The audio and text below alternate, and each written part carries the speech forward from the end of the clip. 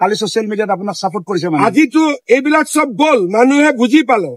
যে জুবিনৰ সমাধিত গলে মদ খাবই এইটো যে তেওঁ জীৱনৰ লগত নিমিলে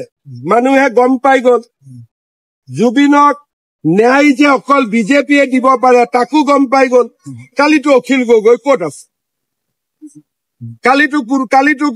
কালিতো গোটেই অসমতে অখিল গগৈ কোনেও দেখা নাই নাই স্যার কোনোবাই দেখিছে নেকি তেওঁ মুম্বাইত গৈ শাৰদ পাৱাৰক লগ কৰি আছে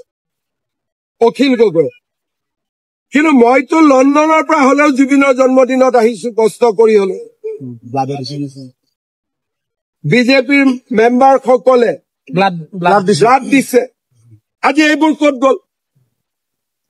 জাষ্টিছ ফৰ জুবিন বুলি অসমত যিসকলে চিঞৰ বাখৰ কৰি আছিল যোৱাকালি দিনটো তেওঁলোকে কি কৰিলে একাংশ জেনুইন মানুহখিনি কালি ব্লাড দিছে কোনোবাই নাহৰ ফুল ৰুইছে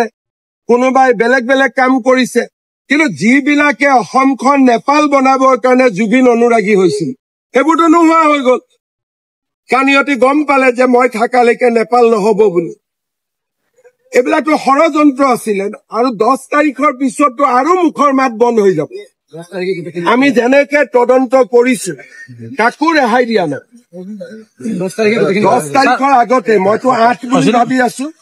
8 নহলেও 10